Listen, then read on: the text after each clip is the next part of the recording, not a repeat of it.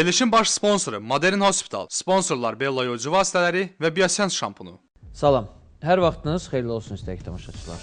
Sağlığı olsun növbəti buraxılışı efirdədir. Ekranlara yaxın əyləşin və diqqətiniz bizdə olsun. Bugün sizi həqiqətən çox maraqlı bir mövzu gözləyir. Və bu mövzu elə bir mövzudur ki, cinsindən asılı olmayaraq, yaşından asılı olmayaraq bütün insanları narahat edə bilər. Və hamımızın bu tip insan tanışımız, ailə üzvlərimiz, qohum-əqrəbəmiz var. Və həmişə olduğu kimi verilişimizə başlamamışdan əvvəl bir daha nəzərinizə çatdırmaq istəyirəm ki, siz Sağlıq olsun proqramına Modern Hospitalın baş sponsoru ilə baxırsınız. Modern Hospitalda aksiya keçirilir və bu aksiya il boyu davam edir. Əlillər, şəhid ailələri, qaçqınlar, imkansızlar, tibb işçiləri və təhsil işçiləri, eləcə də 70 yaşından yuxarı insanlar müvafiq sənədlərini təqdim etməklə İstənilən sahə həkim, eləcə də laborator və instrumental müayinələrdən 20% güzəşt əldə edə bilərlər. Modern Hospital özəl xəstəxanası tibbin ən yeni nailiyyətləri ilə xalqımızın xidmətindədir. Dünya standartlarına cavab verən hər növ müasir avadanlıqlar, bütün növ müayinə və müalicələr, laborator təhlillər, təcili tibbi yardım, təbabətin modern ünvanı Modern Hospital. Verilişimizin digər sponsoru Bella Yoğurcu Vasitələridir. Bella Yoğurcu Vasitələri əsl Azərbaycan keyfiyyəti olmaqla yanaşı, sizin sağlamlığınıza, gigiyenanıza 100% zəmanət verir.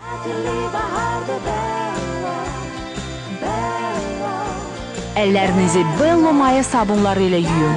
Dərinizə xoş ətir və mükəmməl təmizlik bəxş edin. Bello, təravəti hiss edin. Hörmətli tamaşaçılar, verilişimizin digər sponsoru Biosens saç tökülməyə əleyhinə olan şampunlardır. Məhz verilişimizin bugünkü bölümünün, bugünkü hissəsinin efirə çıxmağının da səbəbkarı məhz odur.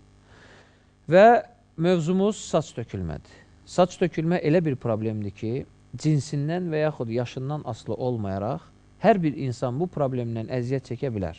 Təbii ki, bu mövzunun daha ətraflı izahı ilə sizə çatdırmaq üçün studiyamıza bu sahədə çalışan müxtəlif sahə həkimlər dəvət etmişik və böyük məmnuniyyətlə studiyamızın bugünkü qonaqlarını sizə təqdim etmək istəyirəm. Studiyamızın bugünkü qonaqları Modern Hospitalın əməkdaşlarıdır. Xanım endokrinoloq Gülay Məmmədova və həkim dermatoloq, kosmetoloq Ramin Qocayevdir. Hər ikiniz studiyamıza xoş gəlmişsiniz. Bugün çox aktual bir mövzu ətrafında söhbət etmək üçün sizə əziyyət verib studiyamıza dəvət etmişik. Bu əziyyətimizi qırmadığınıza görə, bu təklifimizi qırmadığımıza görə sizə minnətdarlığımı bildirirəm. Həm studiyamızın əməkdaşları adından, çəkiliş qrupumuz adından, eləcə də Biosens saç əleyhinə şampunların kollektivi adından. Bugünkü mövzumuz bilirsiniz ki, çox aktualdır. Bəzi insanlar saç tökülməni irsi kimi qiymətləndirilir. Fikirləşir ki, valideynlərində keçərlik varsa, seyrəklik varsa, bunda da olmalıdır. Bəziləri deyir ki, mən filan xəstəlikdən əziyyət çəkdim, bu xəstəlikdən sonra oldu. Bəziləri deyir, sinir stresi keçirdim, bundan sonra oldu. Saç tökülmənin səbəbləri nədir? Bunun hansı xəstəlikləri var?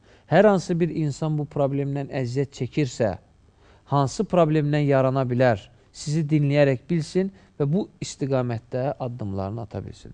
İlkin olaraq, Ramin doktor, sizdən başlamaq istəyirəm. Sizin sahənizdə hansı xəstəliklərdən sonra, hansı problemlərdən sonra saç tökülmə, saçlarda zəiflik yaranır? Həqiqətən də aktual mövzudur. Çox sağ olun dəvətinizə görə. Bunun üçün mən Biosens şampunları istehsal edən şirkətə təşəkkürümü bildirirəm. Ümumiyyətlə, bir şeydən başlamaq istərdim ki, saç özü və dırnaqla bir yerdə dərinin başqa bir növüdür. Yəni, dəridir. Dəri artımı sayılır. Bu, elmdə də, trixologiyada da dəri artımı olduğu üçün bu orqanizmin deməli bir hissəsidir. Və orqanizm hissəsi olduğu üçün müxtəlif cür deməli formada, müxtəlif cür inkişaf tempində bunun deməli tökülmələri var. Ümumiyyətlə deyərdim ki, saç tökülməsinin formalarına gəldikdə çox geniş yayılmış bir forması var, androgenetik forması. yəni təpə və alın nahiyəsindən əsasən də deməli kişi cinsinə aid olan nümayəndələrdə saçın tökülməsi, yağlığın artması və s. Bunun haqqında geniş şəkildə bizim hörmətli endokrinoloq xanımımız məlumat verir. Bundan başqa ocaqlı forması var. Yəni dairəvi formasında insanlarımız tez-tez rastlaşır.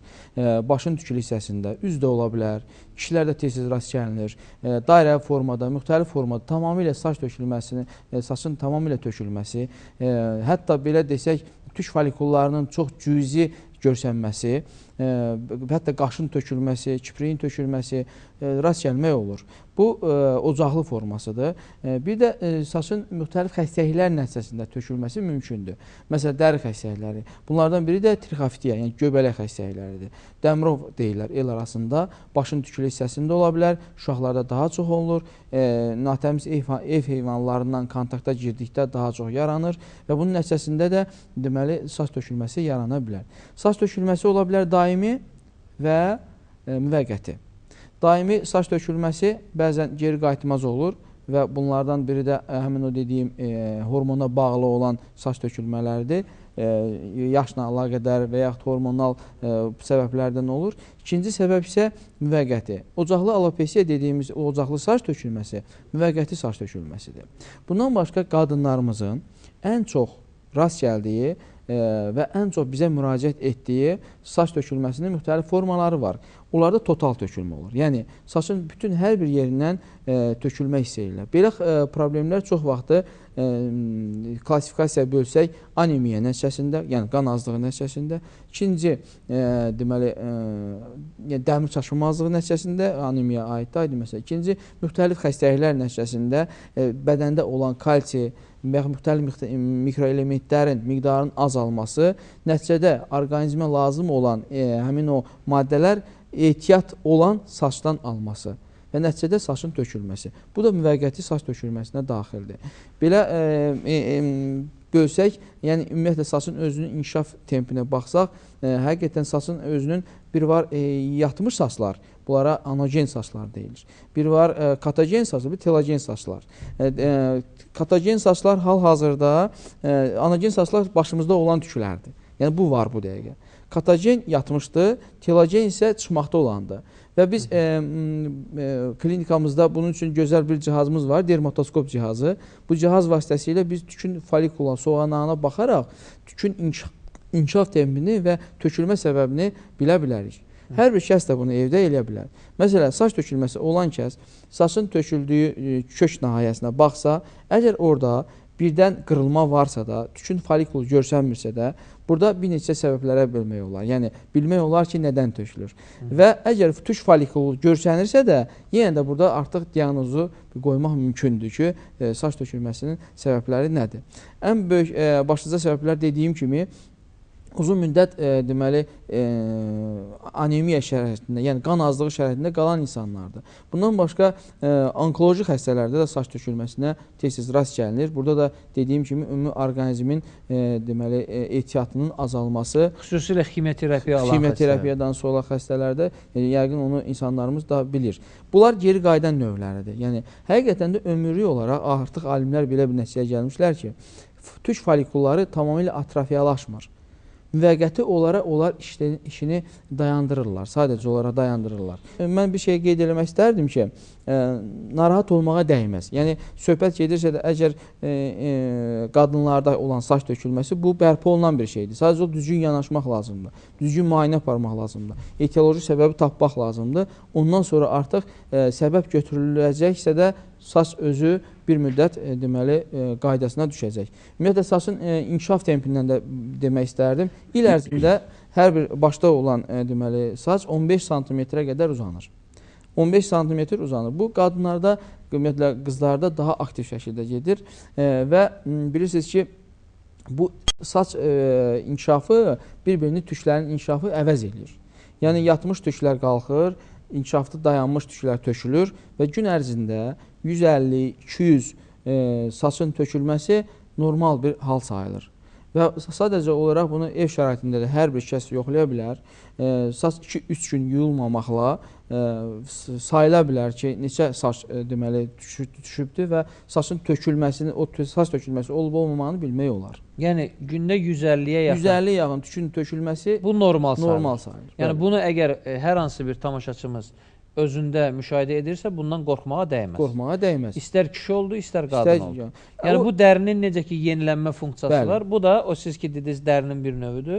Bu da özünü yeniləyir. Özünü yeniləyir, bəli. 15-i 150-si tökülür, 150-si inkişafdadır, 150-si də növbəsi. Saç tökülməsi nə vaxt yaranır? Artıq 150-si çıxmayanda yaranır. 150-si tökülməlidir. 150-si çıxmayanda artıq yerinə çıxmayanda. Bəli, insan hiss edir ki, bu daha çox androgeniklikdən rast gəlinir. Yerinə tük gəlməyəndə artıq hiss olunur ki, bəli, artıq deməli saç tökülməsi var. Bundan başqa bilirsiniz, ümumiyyətlə dərinin yağlanması prosesi birbaşa pi vəzlərinə bağlı olan prosesdir. Hansı ki, tükün soğanağında bu var. Hər bir tükün dibində pi vəzsi var. Bu dərimizi yağlamaq üçündür və bu hər bir insana lazımdır. Əks təqdirdə dərimi çartlayar. Deməli, ekoloji faktorlara çox həssas olur. Ramin doktor, bax elə yeri gəlmişkən, bu saç yağlılığından danışdıqda, bəzi insanlar saçlarının aşırı yağlanmağından əziyyət çəkirlər. Bəli. Yəni deyirlər, biz istənilən şampunla yuyuruq, amma yenə saçımız yağlı olur. Bu saçı yağlı olan insanlar saç nə vaxtsa saç tökülmədən əziyyət çəkə bilərlərmi, yoxsa bu onları qorxutmasın? Ümumiyyətlə, belə halda iki faktor var burada. Saç tökülməsinə meyilli olan yağlanma və saç tökülməsindən meyilli olmayan yağlanma. Yəni, üzdə də bilirsiniz ki, yağlanma var. Yəni, o demək deyil ki, üzdə tük tökülməlidir. Xeyr. Sadəcə olaraq, müəyyən bir nöqtələr var, müəyyən bir sahə var. Məsələn, təpə və alın nahiyəsi. Bu nahiyələr həmin o yağlanmağa həssasdır. Testosterona həssasdır. Gülay xanım bu haqda məlumat verər. Yəni, o reseptorlar ki var, onlar həssasdır. Məsələn, saç əkilməsində son fuye deyirlər, yəni tük əkilməsində bundan istifadə olunur. Yəni bu nüansdan istifadə olunur. Məsələn, ensə nahiyəsində testosterona həssas olmayan tük folikulları olduğu üçün onları keçirdilər ön tərəfə, yəni alın və təpə nahiyəsinə ki, onlar onsuz da tökülməyəcəklər. Çünki onların sinir reseptorlarında o deməli hissiyat yoxdur. Gülay xanım, bizim tamaşaçılarımıza hansı endokrin xəstəliklərdə saç tökülmə müşahidə edilir? Bunun səbəbi nədir? Yaranma mexanizmi nədir? Nəyə görə bu xəstəlik var? Xahiş edirəm, bax, bu qaranlıq məqamlara bir aydınlıq gətir. Ümumiyyətlə, bədəndə bütün endokrin vəzlərin, istənilən endokrin vəzlərin patologiyası saç tökülməsinə səbəb ola bilər. İstəyir onun funksiyasının azalmağı olsun, istəyir onun artmağı olsun. Yəni, başlayaq birinci, bütün bədəndə endokrin sistemi hər şey idarə edən hipofiz vəzindən, beyində yerləşən. Yəni, onu ayrı-ayrı açıqlamayacağım, çünki çox nadir gəlinən xəstəliklərdir, amma istənilən halda onun istəyir şişləri olsun, istəyir xoşxəssəli şişləri olsun, adi böyüməsi olsun və yaxud da funksiyasının azalması olsun, mütləq bu özünü göstərəcək saç tökülməsi ilə. Və endokrin xəstəliklərdə çox önəmlidir, saçın tökülməyindən başqa saç çox vaxt kövrək olur. Yəni, qırılmağı müşahidə olunur saçın. Sonra ikinci ən böyük Azərbaycanda yayılmış qalxanvari vəzin xəstəlikləri. Lakin burada mütləq funksional pozğunluqlara baxılmalıdır. Yəni, struktur dəyişikliyə yox. İstəyir funksiyanın azalmağı olsun, artmağı olsun, mütləq verəcək saç tökülməsi. Məsələn, funksiyasının azalmağında ən önəmli bir faktor, qeyd elədiyim kimi, saçın qırılmağı, kövrək olmağıdır. Lokal tökülmədə, məsələn, hipotireoz üçün, yəni qalxanvari vəzin funksiyasının azalmağı üçün çox xarakterikdir qaşın tökülməsi. Qaşın məhz lateral hissədən, yəni kənar hissədən tökülməsi hipotireoz üçün xarakteridir. Həmçinin qalxanvari vəzin funksiyası artanda, el arasında deyilən zəhərli zoblarda da saçın tökülməyi, kövrək olmağı xarakterikdir. Və deməli, ikinci bir tərəfdən ən önəmli qadınlarda toxunmaq istəyirəm, bədəndə kişi cinsi qarmonlarının artması nəticəsində olan saç tökülmə. Ümumiyyətlə, bildiyimiz kimi kişi cinsi qarmonları həm böyrəküstü vəzdə ifraz olunur, həm yumurtalıqlarda ifraz olunur. Ona görə hər ikisinin artmağı, hər ikisinin funksiyasının pozulmağı saçın tökülməyinə gəlib səbəb olacaq. Bu, kişi tipli saç tökülməyində digərlərindən fərqləndirən bir cəhət, burada dəri mütləq yağlı olur. Yəni, bu kişi cinsi qarmonların qadın bədəndə artması nəticəsində dəri yağlı olur və o fonda başlayır saç tökülməyi. Böyrəküstü vəzin xəstəlikləri, funksiyasının artmağı və ya azalması olsun, mütləq özünü saç tökülməsi ilə göstərəcəkdir. Əgər funksiyası artırsa, dəridə və həmçinin saç dərisində yağlılıq başlayacaq, saçın tökülməsi müşahidə olunacaq və həmçinin yumurtalıqların problemi nəticəsində çox məşhur olan polikistoz sindromu var ki, bu poliendokrin bir sindromdur. Burada kişi cinsi qarmonları artır, çünki yumurtalığın qabığı qalınlaşır, daha çox kişi cinsi qarmonu ifraz olunur və saç tökülməyi müşahidə olunur. Və çox maraqlı xəstələr belə bir sual verir ki, doktor, nəyə görə bədənimin digər hissələrində, tutaq üz hissədir, buxaq nahiyəsidir, bu kimboard nahiyəsidir, qarın ağ xətt boyundur, budur içəri tərəfidir. Tüklərin sayı artır, amma saçımda tüklərin miqdarı azalır. Yəni bunlarda əsas prinsip nədir? Kişi cinsi qarmonları artanda tük kökü, folikulaları qidalandıran damarlarda kəskin spazm yaranır. Spazm fonunda tük kökünün qidalanması pozulur və bu özünü saç tökülmə kimi göstərəcək. Amma digər zonalara müxtəlif cür təsir eləyir. Gülay xanım, çox üzr istəyirəm. Sırada reklam fasiləmiz var. Reklamlarını izləyək, sonra söhbətimizi davam etdirərik. Reklamlarımız bitdi. İstərdim söhbətimizə bir davam edək. Bir də çox önəmli, çox aktual bir piylənmə xəstəliyində saç tökülmədir. Əslində piylənmə xəstəliyinin özündə də birbaşa olmasa da dolayısı yolla kişi cinsi qarmonları artır. Bunun səbəbi nədir? Artıq çəki fonunda mədə-altı vəzi başlayır normadan çox insulin ifraz eləməyə.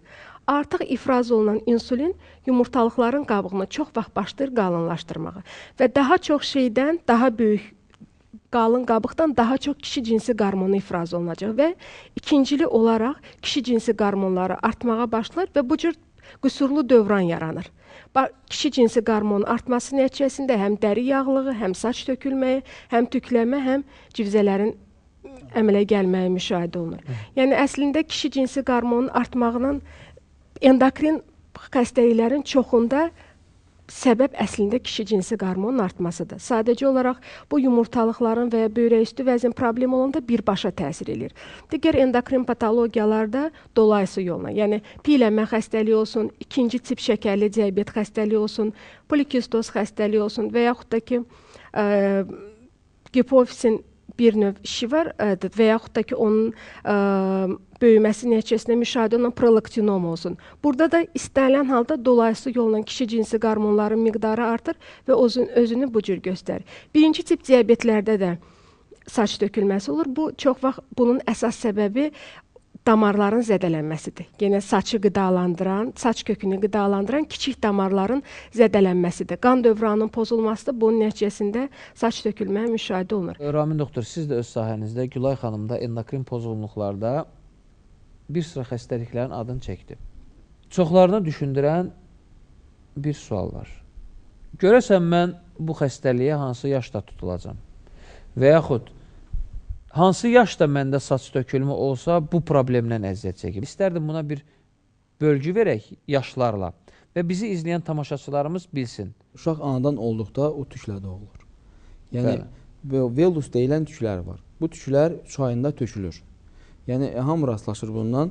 Sadəcə olaraq ondan sonra isə intermedial tüklər gəlir. Intermedial tüklər siz dediyiniz ikincili cinsi əlamətlərə qədər olan uşaq tükləridir. Bu tüklərin fikir vermişsə də quruluşu, inkişaf tempi, ümumiyyətlə hər bir fiziki, kimyəvi xüsusiyyəti biraz fərqli olur. Bu tüklər nə vaxtsa tökülməlidir. Yəni bu genetik proqram belədir. Artıq ikincili cinsi əlamətlər əmələ gəldikdə isə ona bir çatmamış buna. Yəni bu tüklərin yetişkənlik dövrünə qədər tökülməyindən heç kim narahat olmaz. Bu ola bilər məsələn lokal tökülmə. Tutalım bəzi insanların qaşlarının bir hissəsi tökülür. Bəli. Kiprikləri tökülür. Düzdürmü? Bəli. Saçlarının bir hissəsi tökülür. Bu halda nə deməkdir? Artıq o halda xəstəlik ola bilər. Yəni problem ola bilər. Ocaqlı alopesiya başlaya bilər. O siqnal ola bilər. Bayaq Gülay xanımın dediyi endokrinoloji problemləri başlaya bilər. Bundan başqa dediyim o göbələk xəstəlikləri başlaya bilər. Sinir problemləri başlaya bilər. Yəni sinirlə bağlı olan trofikasının pozulması nəticəsində başlayan saç tökülmələri yarana bilər. Telogen, anagen saç tökülmələri ola bilər. Belə hallar artıq həkimə müraciət etməyə bizi vadar eləməlidir. Çox sağ olun. Gülay xanım, sizin fikriniz nədir bu barədə? Keçid yaşına qədər əsasən duracaq qalxanvari vəzin pozğunluqları. Hətta uşaqda belə qalxanvari vəzin xəstəlikləri var. Hətta dağlıq, dağətəyi rayonlarda əgər uşaq istər ana bətnində olanda, istər sonraki həyatında kifayət qədər yod qəbul etməyibsə, Bu onlarda hətta əqli inkişafın da geri qalmağına və bütün bədən səthlərinin bir şişkinliyinə, bayaq qeyd etdiyimiz kimi mexaniki, yəni damarların sıxılmağı, maye, yəni toxumalara mayenin dolmağı nəticəsində damarların sıxılmağı və saç köklərinə qanın kifayət qədər getməməyi, qidalanmanın pozulma və bununla əlaqədar olan saç tökülmə. Həqiqətən, məsələn, keçid yaşına qədər olan uşaqlar var, baxırsan ki, saçları seyrəkdir. Yəni, bu hal əgər olarsa, bu xəstə xüsusilə Dağlıq Dağ ətəyi rayonlarında yaşayırsa, düşünməlidir ki, bunda bir endokrin patologiya var və endokrinoloqa müraciət etməlidir. Keçək həyatımızın ən qaynar sayılan, yəni bir sıra yatan, süsmüş, genetik faktor olan xəstəliklərin qalxan keçid devrinə. İstər qadınlarda, istər kişilərdə. Yetişkənlik devrinə. Bu yaş devrində daha doğrusu saç tökülmə olarsa nədən düşünək? Belə müraciətlər həddən artıq çoxdur. Məsələ ondadır ki, ikincili cinsel əməliyyatlar əmələ gəldikdə aydın məsələ tüklərin də inkişafı və tempi dəyişir. Belə halda pi vəzlərinin işi həmin o hormona həssas olan zonalarda getdikcə artmağa başlayır. Yəni, söhbət kürək nahiyəsində, sinə nahiyəsində, üz nahiyəsində, alın nahiyəsində və hətta bazunun bayır səthində sızanaqların çıxması ilə çox həddən artıq bizə müraciətlər olur. Akne vulgaris deyilən xəstəliklərin. Çox təəssüf bu xəstəlik müxtəlif yerlərdə müxtəlif xəstəliklər haqqında müalicə alır və sonradan ömürlük özlərinə daimi çapıqlaşma əməli, atrofik çapıqlaşma qazanırlar. Bu problem ümumiyyətlə saçda da özünü göstərdir. Həmin dediyim o intermedial tüklər, yəni aralıq tükləri alın nahiyəsində fikir vermişsə də getdikcə o qut tükləri deyilə, qut tükləri tökülməyə başlayır. Alın daha sərhədi daha kəskin olur. Yəni eyni zamanda qaşlarda da inkişafında deməli rəngində dəyişikliklər başlaya bilər.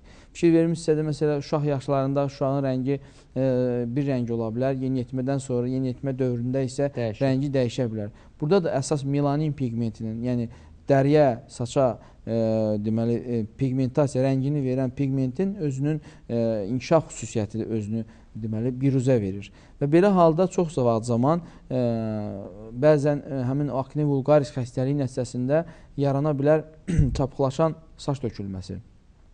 Bu ən qorxulusudur. Yəni folikulit nəticəsində yaranan saç tökülməsi. Bu ənsə nahiyəsində daha çox özünü biruzə verir. Ənsə nahiyəsində çıxan sızanaqlar həddən artıq dərin olduqları üçün o ətraf toxumalar çapıqlaşma yaradır. Nəticədə həmin nöqtələr daimi olaraq çapıqlaşma nəticəsində tüklərdən məhrum olurlar. Bu ən qorxulu fazasıdır. Bu dövr isə androgenetik saç tökülməsinə başlanğıc bir dövrdür. Aydın məsələdir, ümumiyyətlə uşaq yaşlarında ən çox başın tükülü hissəsində trixofitiya, yəni göbələk xəstəliyindən dairəvi şəkilli dəmirov nəticəsində yaranan saç tökülməsinə rastlaşırıq. Amma yeniyetmə dövründə ən çox genetik olaraq, irsi olaraq androgenetik saç tökülməsinə rast gəlmək olur. Gülay xanım, siz nə deyə bilərsiniz? Bax, keçid devrində istər kişilərdə, istər qadınlarda saç tökülməsi hansı endokrin xəstəliklərdən olur və əgər bu devirdə olarsa, xəstələr nədən narahat olmalıdırlar? Yəni, bu dövrdə cinsi qarmonal balans formalaşdığına görə əsasən o cinsi qarmonların pozulması nəticəsində müşahidə olunur. Yəni, qızlarda cinsi qarmonların, kişi cinsi qarmonlarının aşırı miqdarda ifraz olunması və yaxud da ki, balansın pozulması. Yəni, qadın cinsi qarmonlarının kişi cinsi qarmonlarına baxanda nisbətdə az ifraz olunması, bunlar öz təsirini göstərirlər.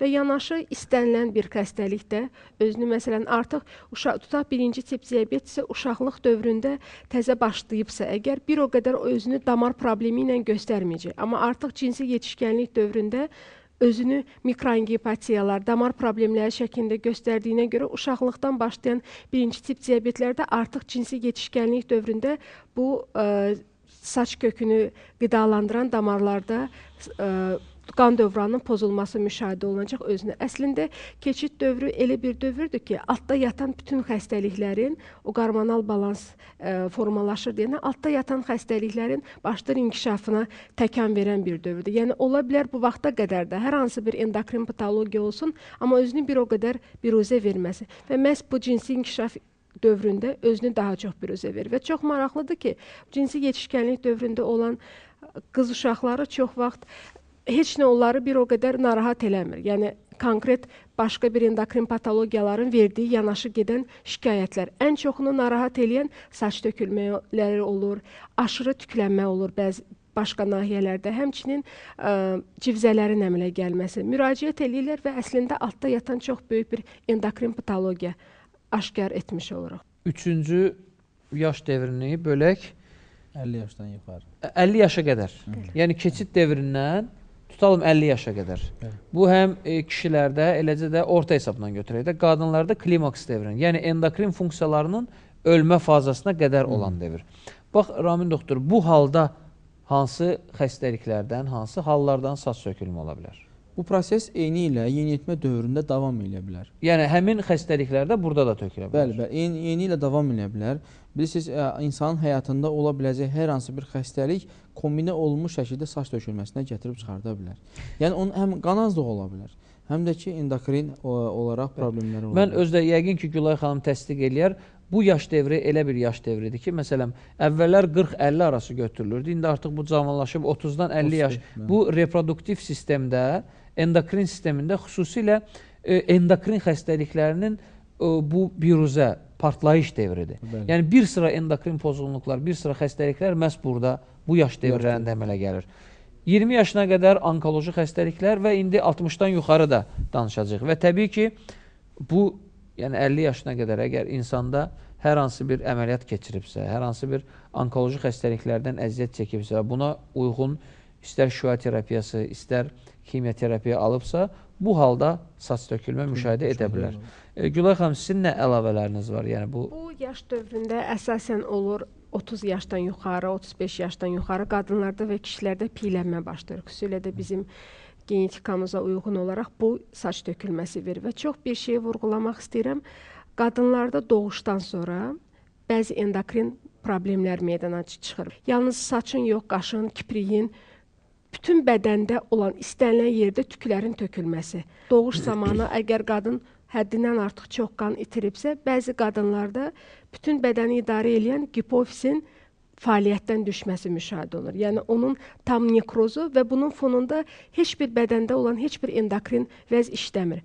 Və bunun nəticəsində nəinki saç tökülməsi, qaş tökülməsi, kiprik tökülməsi, bədənin özünün bütün xırda tüklərinin belə tökülməsi müşahidə olunur. Yəni bu qadınlarda ilk əlamət özünü bu tükün tökülməsindən başqa göstərir. Qadınların demək olar ki, heç biri süd verə bilmir. Və ona görə əgər doğuş zamanı çox qan itirmiş qadınlarda süd verə bilmirlərsə, aybaşı sikli pozulubsa və bu cür bədəndə ümumi total tük tökülməsi müşahidə olunursa, mütləq o şıxan deyilən bir sindromdur. Biz onu istisna etməliyik. Və piylənmə dediyimiz və ikinci tip şəkərli diabet. Çünki epidemiya sayılan ikinci tip şəkərli diabet 35 yaşından sonra özünü biruzə verməyə başladığına görə bu dövrdə yəni ən çox bunlar rastlaşır. Mən eləcə də bax əlavə eləmək istəyərdim. Bu yaş devrində məsələn su-duz mübadiləsi pozulmuş insanlar. Bəli. Tutalım hər bir normal insan, bax istərdim bunu tamaşaçılarımız da bilsinlər, hər kiloqram çəkiyə 30-40 ml təqribən maye qəbul eləməlidir ən az gün ərzində. Məsələn 70 kiloqramlıq bir çəkili ağırlıq dərəcəsinə malik olan bir şəxs gün ərzində 2 litr yarım, 3 litr maye qəbul etməlidir. Orqanizmdə olan su mübadiləsi, su-duz mübadiləsinin məhz tənzimi bundan ibarətdir. Qanın duruluğu, qanın hüceyrələrə, periferiyalara hərəkəti. Bax, fikir verin, gündə, məsələn, mayeni çox az qəbul edən adamlar, adam var, deyir, heç mən gündə 1 stəkan, ya 2 stəkan, ya maye, ya su, ya çay içmirəm. Dərləri quru olur. Quru olduqca, demək ki, saç köklərini, saçlarının dərisi də qurudur. Yəni, oranın qidalanmağı da pozulub. Və eləcə də Gülay xanım qeyd etdiyi kimi, məsələn, şəkərli diabetli xəstələr. Şəkər əgər normaya yaxın saxlanılmazsa, bu periferik damarlarda spazm, sonra da atrofiya, saç tökülmə, yəni bütün bu, yəni trofikanın, qidalanmağının pozulmağı, təbii ki, qidalanma pozulduqda orada olan saçların da qidalanmağı pozulur, məhz gətirib bu saç tökülməni gətirib çıxara bilər. Və eləcə də böyük bir faktor, stres faktoru. Bu yaş devri elə bir devirdir ki, istər qadın olsun, istər kişi olsun. Məsələn, kişi fikrindədir ki, ailəni saxlamalıdır, övladları var və s. işi düz gətirə bilər, gətirməyə bilər, işin ağırlığı ola bilər.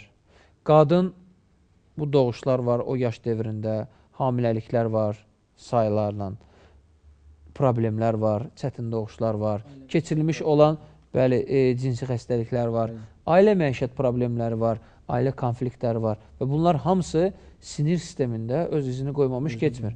Təbii ki, bütün xəstəliklərdə olduğu kimi saçların tökülməyin də böyük faktorları sinir sistemindən. Baxırsan ki, insanın heç bir genetik faktoru yoxdur. Məsələn, ailəsində atası, babası tüklüdürlər, yəni keçərlik yoxdur. Baxırsan, yoxlayırsan, heç bir endokrin xəstəlikləri yoxdur. Heç bir digər orqan və sistemlərdə xəstəlik yoxdur, amma araşdırırsan ki, çox əsəbi, gərgin işi var. Rejimsiz həyat tərzi var. Bunlarda da saç tökülmə müşahidə edilir. Bu da bunun bir növü. Bir də bir şey əlavə eləmək istərdim. Həmin yaş dövründə, yəni çox geniş yayılmış, son vaxtları daha da cavanlaşmış, istər infeksion, istərsə də hormonal olaraq dəyişikliklərə uğramış prostatit deyilən bir problem. Yəni prostat xəstəsinin vəzinin istər hiperplaziyası ilə, istər fibroz toxumasının əmələ gəlməsinə bağlı olan bir problem həqiqətən də saç tökülməsinə, xüsusən də androgenetik tökülmədə Gülay xanım daha yaxşı 5-alfa reduktaz fermentinin sintezində birbaşa rol oynayır, birisi prostat vəzi. Nəticədə o genetik olaraq, deməli androgenetik olaraq saç tökülməsinin daha aktual şəkildə üzə çıxması. Biz trixologiyada bu artıq aksiyomaya çevrilir. Yəni birbaşa saçın tökülməsindən əziyyət çəkən hər bir kişinin müayinələrdən biri ultrasəs müayinəsi ilə prostat vəzinin quruluşunu öyrənməkdir. Bu vacib şərtlərdən birinə çevrilmişdir. Ondan sonra artıq səbəb olaraq, etioloji olaraq müalicə apardıqda həqiqətən də saç tökülməsinin dayanması müşahidə olunmuşdur. Hörmətli həmkarlar, sizdən çox üzr istəyirik. Söhbətimizə kiçik ara verək, çünki verilişimizin sponsorlarını təqdim etməliyik. Hörmətli tamaşaçılar, verilişimizin bu anında bir daha nəzərinizə çatdırmaq istəyirəm ki, siz Sağlıq Olsun proqramına Modern Hospitalın baş sponsoru ilə baxırsınız. Əgər çoxları kimi sizin həyatınızda işiniz vacibdirsə və sizin sağlamlığınız keşiyində durmağa vaxtınız yoxdursa, Modern Hospital bunu düşünərək sizin üçün bu problemlərin həlli yolunu tapdı.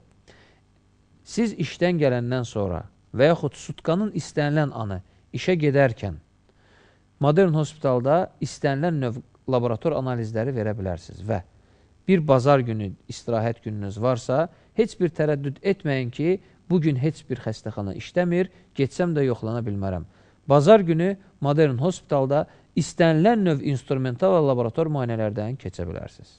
Ümumi cərrahiyyə, endokrin cərrahiyyə, gastroendoskopiya, artroskopik cərrahiyyə, uroloji əməliyyatlar, qulaq, burun, boğaz cərrahiyyəsi, flebologiya, neyrocərrahiyyə, plastik, estetik və rekonstruktiv cərrahiyyə, reanimasiya və anesteziologiya xidməti. Təbabətin modern ünvanı Modern Hospital. Hörmətli tamaşaçılar, verilişimizin digər sponsoru Bello Yucu vasitələridir. Hörmətli xanımlarımız, əgər siz şəxsi gigiyenanızın 100% təmizliyinə əmin olmaq istəyirsinizsə, heç bir xarici məhsula qaçmağa ehtiyac yoxdur. Əsl yerli məhsul olan Bello Yucu vasitələrindən istifadə edə bilərsiniz. Çünki Bello Yucu vasitələri hər an sizin yanınızdadır, Azərbaycandadır. İstənilən problemlə, istənilən an ona müraciət edə bilərsiniz.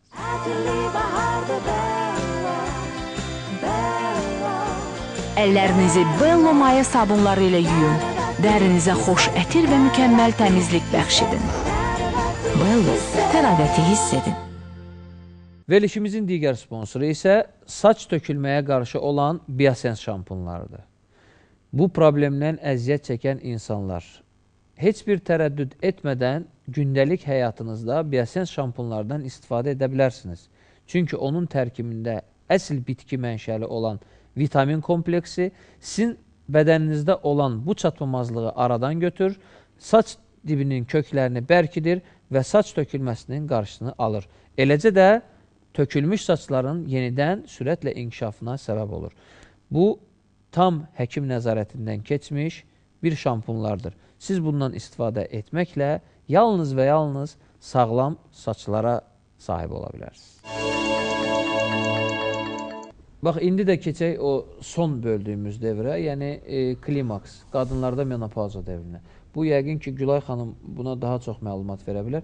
Gülay xanım, bu yaş dövründə, yəni 50-dən yuxarı götürək orta hesabla, bu yaş dövründə saç tökülməyin səbəbi nədir? Ən əsas burada səbəb durur kalsium mübadiləsinin pozulması. Çünki doktor da bayaq qeyd elədi ki, saçın tikinti materialı kalsi olan kalsinin bədəndə azalması nəticəsində saç tükü lazımı qədər saç kalsini qəbul edə bilmir.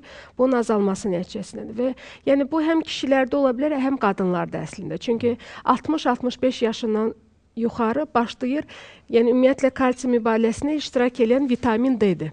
60-65 yaşından yuxarıda həm kişi olsun, həm qadın olsun, bunların dərilərinin vitamin D alma qabiliyyəti zəifləyir. Yəni bildiyimiz kimi vitamin D-ni biz əsasən günəş şüasından, dərimizlə qəbul edirik. Bunlarda dərinin xüsusiyyətinə görə 65 yaşından yuxarı vitamin D alma qabiliyyəti zəifləyir və vitamin D bədənimizdə azalırsa artıq kalsium mübadiləsi pozulacaqdır və bədən lazımı qədər kalsiumdan təmin olunmayacaqdır. Ona görə Ümumdünya Səhiyyə Təşkilatının verdiyi belə bir tövsiyə var ki, 65 yaşından yuxarı hər bir qadın və hər bir kişi sutkalıq olaraq bəlli miqdarda həm kalsi, həm vitamin D-ni mütləq tabletka şəklində qəbul eləməlidirlər.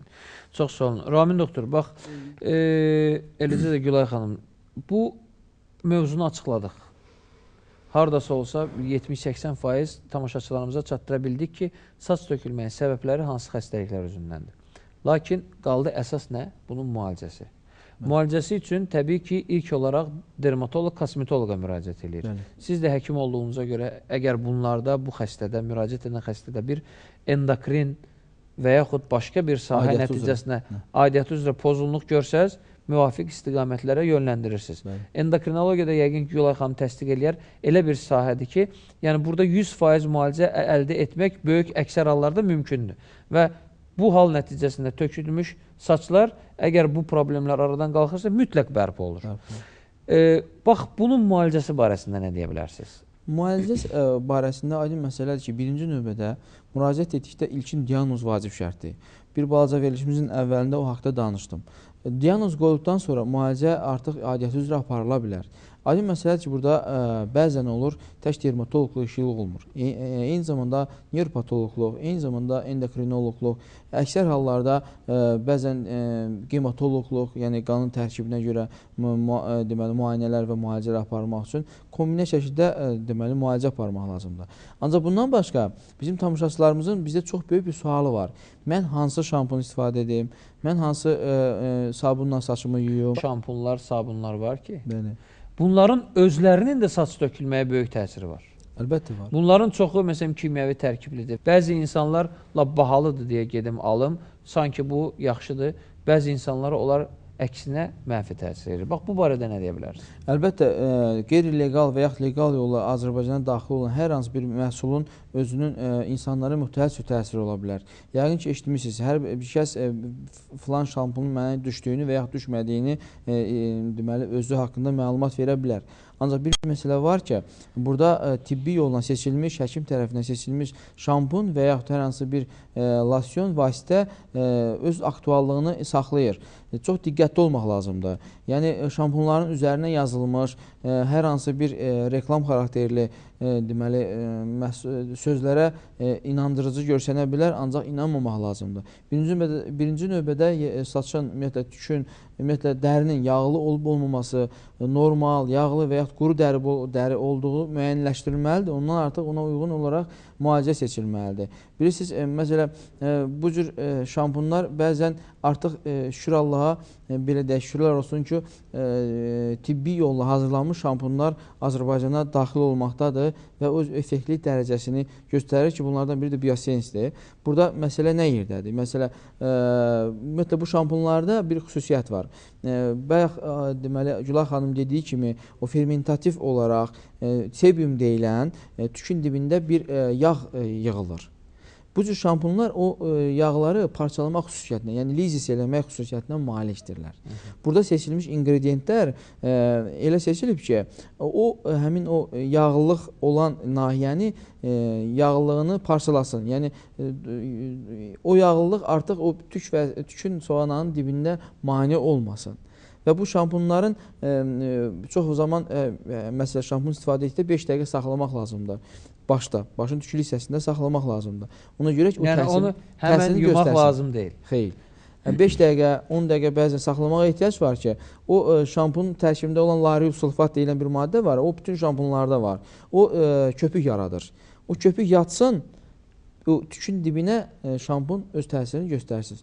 Xüsusilə belə hallarda aydın məsələdir ki, müxtəlif biotin, karotin tərkibli vitamin terapiyaları aparılması vacib olur. Bəzən ocaqlı alopesiyalarda, ocaqlı saç tökülməsində qızıqlandırıcı terapiyadan insanlarımız bilir, götürürlər məsələn ocaqlı tükü olan yerlərə məsələn sarımsaq sürtürürlər. Bu da sonradan kontakt dermatitə, allergik dermatitə gətirib çıxarda bilər. Effekt almayanda artıq biraz da psixoloji vəziyyət gərginləşir və insanda stres faktoru daha da artır. Belə halda mütəxəssisə müraciət etmək lazımdır ki, aidiyyəti üzrə müalicə aparsın. Anti-stres müalicəsi aparıla bilər. Yəni ki, bilirsiniz ki, ocaqlı saç tökülmələri, istərsə də androgenetik saç tökülmələri birbaşa stresə bağlı olan bir tezisi var, yəni nəzəriyyə var. Bundan başqa, eyni zamanda periferik qan dövranını yaxşılaşdırmaq üçün dərmanlardan istifadə oluna bilər ki, bu dərmanlar saçın inkişafında birbaşa rol oynayır. Adi məsələ ki, diaqnozu qoyduqdan sonra sadaladığım o kriteriyalar üzrə müalicəmiz effektiv nəticə Təbii ki, düzgün qoyulmuş diaqnoz, tibbdə belə bir deyim var, müalicənin 80%-dir. Əlbəttə. Bilirsiniz, saç tökülməsində istifadə olunan biosen şampunlarının xüsusi özəl xüsusiyyətləri var. Bunlardan biri odur ki, deməli, bunun tərkibində qarğıdalı və çəkili yotu ekstraktları var. Bundan başqa müxtəlif B5, B6 vitamin kompleksləri var ki, birbaşa deməli saçın inkişafında böyük rol oynayır və sadaladığım o ferment lizisini, yəni sebiumu əritmək üçün istifadə olunan digər komponentlər həqiqətən də bir neçə müddət, yəni 2 ay, 3 ay istifadə etdikdən sonra öz effektivlik dərəcəsini göstərir və tüklərin tökülməsinin qarşısını alır. Ancaq bunu ev şəraitində hər bir kəs istifadə edə bilər. Bu, həkimin təyinatından da ehtiyac çox olmur. Ancaq daha ciddi problemlər üzə çıxdıqda artıq modern hospitalda bu saç həkim mərkəzi təşkil olunmuşdur ki, artıq bu androgenetik total tökülmələrdə istifadə olunur. Hətta qaşın əkilməsi də mümkündür. Bilirsiniz, doktor, bu şampunu mən istərdim cəmaət məni düzgün anlasın, insanlarımız, tamaşaçılarımız başa düşsünlər ki, biz bunu reklam xarakterli deyil. Sadəcə olaraq insanlara tanıtmaq fikrimiz var ki, bu şampunun özəl xüsusiyyətləri, biosen şampunun özəl xüsusiyyəti ondan ibarətdir ki, tam təbii formalaşıb tərkibi və eyni zamanda hər bir kəs evdə istifadə edə bilər. Aidiyyəti üzrə, yəni adi marketlərdən istifadə oluna biləcək şampunları belə əvəz eləyə bilər. Hər bir kəs istifadə edə bilər. Çünki hər bir tip üçün bu şampunun xüsusiyyəti vardır. Yəni, sözüm ondadır ki, ümumiyyətlə, bu şampunu çəkinmədən istifadə etmək olar və eyni zamanda müalicə də almaq olar. Yəni, mən dediyim kimi, ümumiyyətlə, yağlı saçlar, istərsə də problemi olan digər saçları bəzən yaxşı yumaq lazım olur. Yaxşı yumaq ona görə lazımdır ki, həmin dediyim o pi qatı, sebium qatı, fermentativ toplantı tükün soğanağının dibində tükün inkişafına mane olmasın.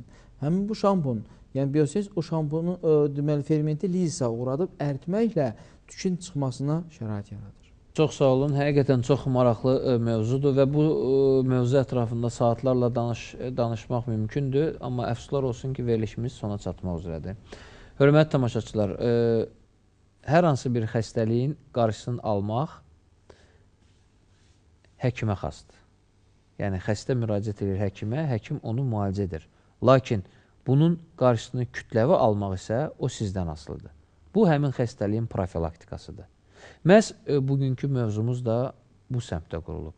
Bugünkü verilişimizin sizin ekranlarınızda işıqlandırmağımızın səbəbkarı da Biosens saç şampunlarıdır. Amma yox, xəstəlik varsa da Modern Hospitalın kollektivi məhz bu sahədə sizin keşiyinizdədir, sizin köməyinizdədir. Hər hansı bir problemlə, əgər saç tökülməkdən probleminiz varsa, müraciət edərək müvafiq sahələr üzrə mütəxəssisdə müalicə alaraq bu tökülmüş saçları bir daha yenidən bərpa edə bilərsiniz. Studiyamızın bugünkü qonaqları Modern Hospitalın əməkdaşlarıdır. Endokrinoloq Gülay Məmmədova və həkim dermatoloq, kosmetoloq Ramin Qocayevdir. Çox sağ olun. Verilişin baş sponsoru Modern Hospital, sponsorlar Bella yolcu vasitələri və Biosense şampunu. Bax belə, hörmətli tamaşaçılar, Sağlıq olsunun saç tökülmə mövzusuna aid bu buraxılışı da bu cür sona çatdı. Düşünürəm ki, bugün həm mən, eləcə də həmkarlarım sizə bu barədə maksimum informasiya verdilər və siz bu informasiyadan özünüzə müsbət nəticələr əldə edin. Mən sizə sağlam və kompleksiz həyat tərzi sürməyi arzulayıram. Kompleksiz həyat tərzinin başında isə sağlam saçlar durur. Ona görə də saçlarınıza fikir verin. Saçlarınızın keşiyində durun. Əgər hər hansı bir xəstəlikdən siz bu problemdən əziyyət çəkirsinizsə, bundan da qorxmayın. Çünki müvafiq sahələrdə çalışan həkimlər sizin xidmətinizdədir. Sağ olun, sağlıqla qalın. İnşallah gələn həftə görüşərik.